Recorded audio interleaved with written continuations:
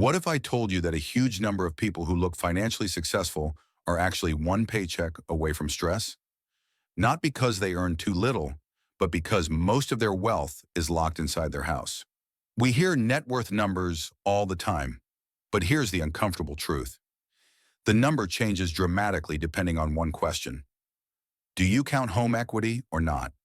And that difference tells two very different stories. Home equity absolutely has value. No debate there. But let's be honest, you can't pay groceries with drywall, and you can't fund retirement with kitchen cabinets. Get a house can make your net worth look impressive on paper, while hiding the reality that you have very little cash, savings, or investments available. To understand this properly, we need to look at median numbers, not averages. The median shows what a typical household looks like without being distorted by millionaires at the top. And when you remove home equity from the equation, the picture gets uncomfortable. For households under 35, the median net worth excluding home equity is roughly $17,000. That's not a typo. Many people in their 20s and early 30s are actually starting out with negative net worth. Student loans, car payments, early credit mistakes, all of that adds up fast. At the same time, incomes are still developing. Careers are unstable, wages are lower, and saving often loses to survival. By ages 35 to 44, the median non-housing net worth rises to about $51,000.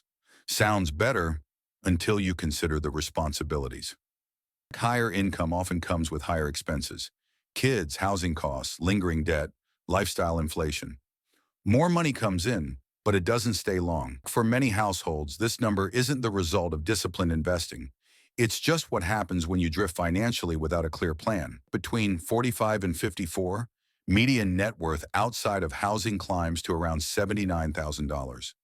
This is often peak earning territory, yet the balances remain surprisingly low. Yes, debts start to fade and retirement accounts finally grow.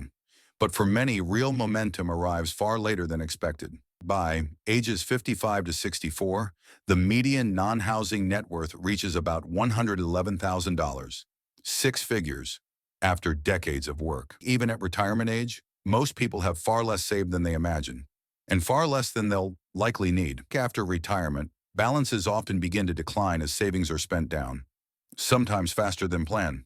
Here's where things get dangerous. Home equity quietly becomes the majority of net worth for most households. You might see $200,000 in home equity and only $20,000 in actual investments. That imbalance creates risk, not security. From the outside, it looks like success, a nice house, cars, vacations. But very often, that's lifestyle, not wealth. Real financial security is boring. It's quiet, and most of the time, it's invisible. It comes from consistently investing, even modest amounts over long periods of time. Money that works for you, not money trapped in one asset. Including your home and net worth isn't wrong. Excluding it isn't wrong either. They measure different things. One shows long-term ownership. The other shows flexibility, resilience, and real financial independence. When you look at both side by side, you finally see the truth about where your progress is really coming from. If this changed how you think about money, hit like, subscribe, and stick around. More clarity beats financial illusions every time.